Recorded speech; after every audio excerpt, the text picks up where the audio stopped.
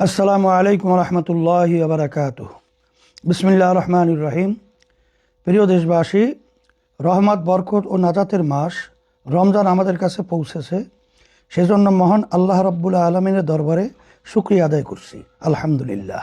এই মাসে জান্নাতের দরজা খুলে দেওয়া হয়, জাহান্নামের দরজা বন্ধ করে দেওয়া হয় এবং শয়তানকে শৃঙ্খলে আবদ্ধ করা হয়। এই ফজিলতপূর্ণ মাসের সাক্ষাৎ পাওয়ার চেয়ে বড় আর কোনো নেয়ামত হতে পারে না। তাই সবাইকে আহ্বান করব, আসুন তওবা করে গুনাহ মুক্তভাবে মাহে রমজানকে স্বাগত জানাই।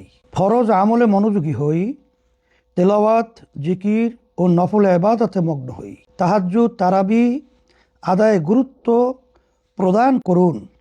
যারা কোরআন তেলাওয়াত করতে পারেন না, তারা কোরআন শেখার চেষ্টা করুন। প্রিয় দেশবাসী, এই মাসকে ধর্মীয় ভাব গাম্ভীর্যের মধ্যে দিয়ে পালনের জন্য এবং মুমিনদের রোজা ও ইবাদত পালনকে সহজ করার জন্য আমি সকলের প্রতি কিছু আহ্বান করতে চাই। আপনার অতস্তনের কাজের চাপ কমিয়ে দিন, যাতে তারা ইবাদত করার সুযোগ পায়। খাদ্যপণ্য ও নিত্য প্রয়োজনীয় জিনিসের দাম কমিয়ে রাখুন, যাতে রোজাদারগণ স্বাচ্ছন্দ্যে সেহরি ইফতার করতে পারে। দিনের বেলায় হোটেল রেস্তোরাঁ বন্ধ রাখুন। ইসলামী শরিয়া মোতাবেক জীবন যাপনের চেষ্টা করুন।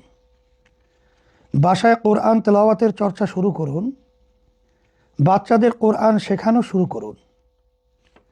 বেশি করে দান সৎকা করুন। বিশেষ করে আত্মীয় স্বজনদের মধ্যে যারা অভাবী তাদেরকে হাদিয়া প্রদান করুন।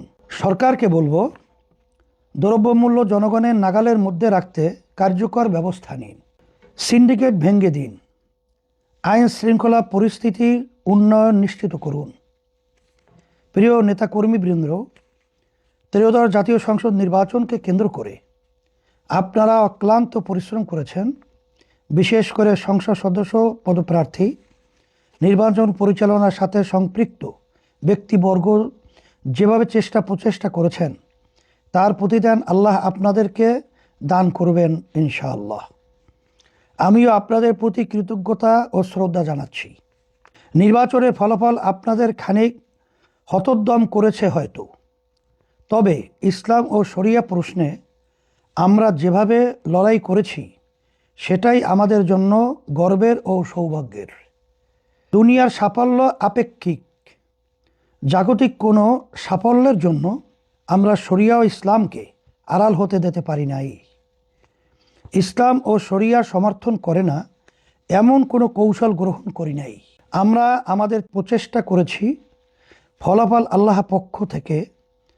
সেজন্য বলবো, হতোদ্যম হবেন না, নৈরাশ হবেন না, বরং পূর্ণ উদ্দীপনা নিয়ে কাজ চালিয়ে যেতে হবে।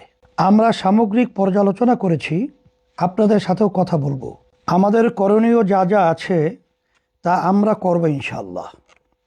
আল্লাহ যে জনগোষ্ঠীর 90 বা 91% মুসলিম হিসেবে কবুল করেছেন, সেই জাতির শাসন ক্ষমতায় ইসলাম ও শরিয়া প্রাধান্য আল্লাহ দিবেন। সেজন্য আমাদের আত্মত্যাগ, পরিশ্রম ও কঠোর সাধনা করে যেতে হবে।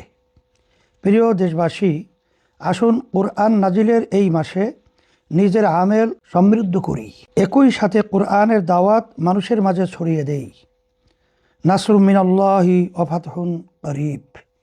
আসসালামু আলাইকুম ওয়া রাহমাতুল্লাহি ওয়া বারাকাতুহু।